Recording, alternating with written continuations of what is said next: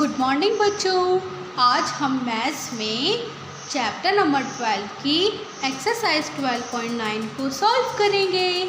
Okay, आज हम क्या करेंगे? आज हम एक्सरसाइज 12.9 को सॉल्व करेंगे। तो इसमें आपकी जो फर्स्ट एक्सरसाइज है वो है फिल इन द ब्लैंक्स। ठीक, look at the calendar and answer these question. आपको कैलेंडर को देखना है और क्वेश्चंस के आंसर देने हैं। ठीक, तो चलिए अपना फर्स्ट क्वेश्चन रीड करते हैं। क्या है?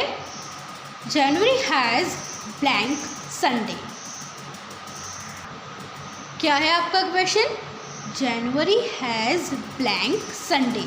तो जनवरी में कितने संडे होते हैं? आप लोग देखिए, ये आपको संडे दिखाई दे रहा है। कितने हैं? 1 2 3 4 5। कितने संडे हैं? 5। तो आप लोग यहाँ पर क्या लिख दोगे? 5। ठीक, अब सेकंड क्वेश्चन देखिए क्या है। The summer holidays start on blank and and on. जो हमारा समर वेकेशन होता है यानी कि समर हॉलीडे होता है वो कब स्टार्ट होता है और कब एंड होता है उसका। तो बताइए आपका समर हॉलीडे कब होता है? 1 जून को ही तो होता है। तो 1 जून एंड कब होता है उसका? 30 जून। 1 जुलाई से तो आपके स्कूल ओपन हो जाते हैं है ना। ये हो गया आपका कंप्लीट। अब थर्ड देखिए क्या है। सितंबर हैज़ ब्लैंक डेज। सितंबर में कितने डेज होते हैं? अब मैं आपको ये चेक करने के लिए एक ट्रिक बताती हूँ। ठीक है, तो बच्चों अब मैं आपको एक ट्रिक सिखाती हूँ कि हम ये कैसे पहचानें कि हमारे मंथ में 30 डेज़ कब होते हैं और 31 डेज़ कब होते हैं। आप लोग भी अपने अपने हैंड्स को ऐसे देखिए और देखिए, ये जो हमारा उठा हुआ है ये होता है हमारा 31। ठीक, इस चीज़ को आपको याद रखना है कि ये जो हमारा उठा हुआ है, ये जो हड्डी है ये होती है हमारी 31 और ये जो नीचे वाला हिस्सा है ये होता है हमारा 30। अब यहाँ से काउंट करिए। जनवरी, फरवरी, मार्च, अप्रैल, मई, जून, जुलाई। तो जुलाई आपका लास्ट उठा हुआ हो गया। तो फिर से अब इधर आ जाइए बैक। अगस्त। तो इसलिए देखिए हमारे जुलाई और अगस्त दोनों में ही क्या होता है? 31 डेज़ होते हैं, है ना। फिर उसके बाद सितंबर में कितने डेज़ होते हैं? 30। हमारे पास क्वेश्चन भी है इसका, याद रखिएगा। आगे अक्टूबर, फिर नवंबर, दिसंबर। ठीक, तो हमारे सितंबर में कितने डेज़ होते हैं? 30। लिख दीजिए। समझ में आ गया आपको इसकी ट्रिक? तो चलिए आगे बढ़ते हैं। देयर आर ब्लैंक सैटरडेज इन मई। देखिए अब हमें किसका कैलेंडर देखना है? मई का। अब मई में कितने सैटरडेज हैं? काउंट करिए। 1 2 3 4। ऊपर सैटरडे देख लिया, अब नीचे काउंट कर लिया। 1 2 3 4। कितने हैं? 4। लिख दीजिए। ठीक, अब आगे देखिए बच्चों। देखिए हमारा और अगला वाला क्वेश्चन क्या है? द 2 अक्टूबर इज़ 2 अक्टूबर को क्या होता है?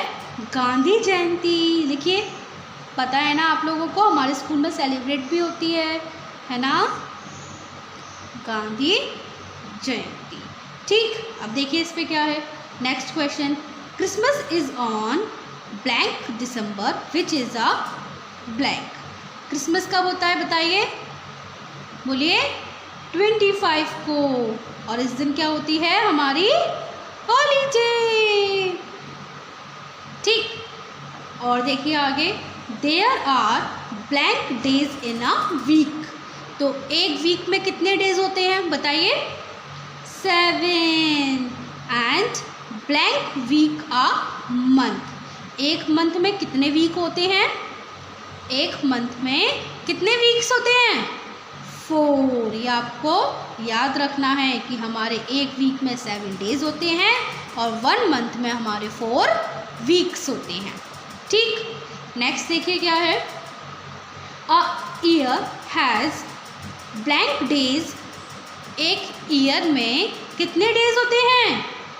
365। देखिए 365 तब होते हैं जब हमारा ईयर लीप ईयर नहीं होता है। अगर लीप ईयर होता है तो हमारे डेज 366 हो जाते हैं। अब ये लीप ईयर कब होता है? देखिए मैं आपको बता दूं कि 3 इयर्स के बाद हमारा जो 4th ईयर आता है वो होता है हमारा लीप ईयर। या फिर हम ऐसे क्या काउंट देख सकते हैं, हम कोई भी ईयर लिख दें, जैसे 2004। अब हमें ये पहचानना है कि ये लीप ईयर है या नहीं है, तो हम क्या करें, हमें इसमें 4 का डिवाइड देना होगा। अगर 4 का डिवाइड कम्प्लीटली हो जाता है तो इसका मतलब है कि ये लीप ईयर है। ठीक, समझ गए? अगर 4 का डिवाइड कम्प्लीटली नहीं होता है तो ये लीप ईयर नहीं होता है। ठीक, एंड वीक्स, देखिए एक ईयर में इतने डेज होते हैं 365, और 1 ईयर में वीक्स कितने होते हैं? 1 ईयर में 52 वीक्स होते हैं। कितने वीक्स होते हैं? 52। तो आपको ये एक्सरसाइज 1 समझ में आ गई, इसके सारे क्वेश्चन समझ में आ गए आपको। आगे बढ़ें, चलिए अब देखिए सेकंड क्वेश्चन है आपका, आंसर द फॉलोइंग क्वेश्चन। आपको क्वेश्चंस के आंसर देने हैं। अब क्या क्या क्वेश्चन है आपके पास? Calculate the number of days in a leap year from January 29 to April 16। देखिए आपको लीप ईयर के काउंट कैलकुलेट करने हैं, डेज को कहाँ से लेके कहाँ तक? 29 जनवरी से अप्रैल 16 तक। तो इसके लिए हम कैलेंडर को देखेंगे। ठीक, 29 जनवरी से देखना है, यहाँ से देखिए 29 जनवरी से देखना है कहाँ तक? 16 अप्रैल तक। ठीक है, अब काउंट करिए। देखिए हम कैसे करेंगे, जनवरी में हमें कहाँ से देखना है? 29 से। तो इसमें कितने डेज हो गए? 1 2 3, यहाँ पर लिख लीजिए 3। अब फरवरी में लीप ईयर है, तो लीप ईयर का मतलब क्या होगा कि 29 डेज होंगे, तो यहाँ पर 29 लिख लीजिए। अब मार्च में कितने डेज होंगे? 31। अब हमें अप्रैल में कहाँ तक देखना है? 16 तक। आप इन सबको ऐड कर दीजिए, आपका आंसर आएगा 79। तो आपके क्वेश्चन का आंसर क्या आया? कितने डेज होंगे? 79 डेज। ठीक, क्वेश्चन नंबर 1 समझ में आ गया। आगे बढ़ें, चलिए अब देखिए बच्चों उसका क्वेश्चन नंबर 2 क्या है? What that comes 23 days before May 2। देखिए 2 में से हम 23 डेज बिफोर कर देते हैं तो हमारे टोटल यानी कि कौन सी डेट आएगी? हम 2 में से 23 डेज बिफोर कर देते हैं तो हमारी कौन सी डेट आएगी? इसके लिए आपको कैलेंडर देखना होगा। देखिए हमें कहाँ से करना था? 2 में से हमें 23 डेज बिफोर करना था। तो देखिए करिए 1 करिए 1, फिर बिफोर है ना, तो मई से बिफोर क्या होगा? अप्रैल। अब अप्रैल में देखिए 2 3 4 5 6 7 8 9 10 11 12 13 14 15 16 17 18 19 20 21 22 23। हमें कितने डेज काउंट करने थे? 23। तो आपकी कौन सी डेट होगी? 9 अप्रैल। आपके क्वेश्चन का आंसर क्या हुआ? 9 अप्रैल। समझ आ गया आपको? आगे बढ़े, चलिए अब हम पढ़ते हैं अपना क्वेश्चन नंबर सी। देखिए क्या है? Bimal joined an office on 15 February 2004 and left the job on 27th December 2004. How long did he work in his office?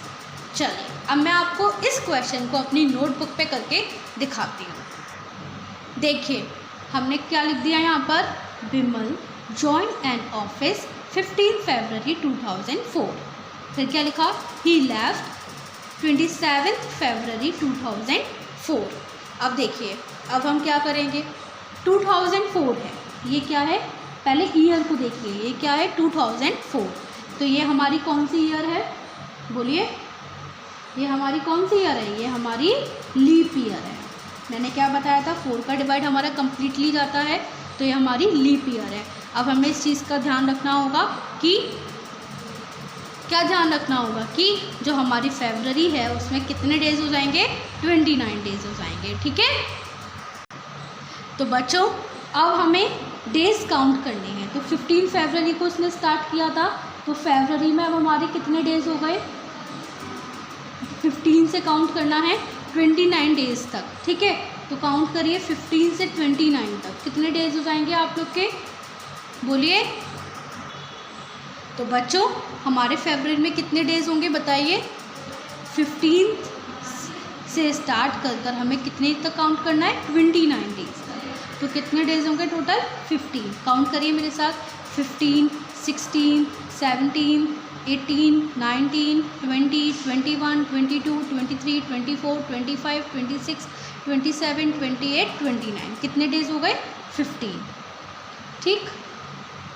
अब हमें जनवरी के बाद क्या आता है, मार्च। अब हमें मार्च में कितने डेज होते हैं बताइए, 31। फिर अप्रैल में कितने होते हैं, 30।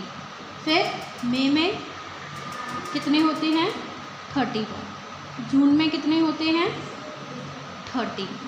फिर अगस्त में कितने होते हैं, जून के बाद जुलाई, जुलाई में कितने होते हैं, 31।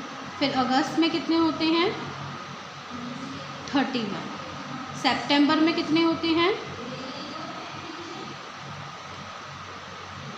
सितंबर में कितने होते हैं, 30, ठीक। उसके बाद देखिए सितंबर के बाद क्या आएगा, अक्टूबर। अक्टूबर में कितने होते हैं, 31। नवंबर में कितने होते हैं, 30।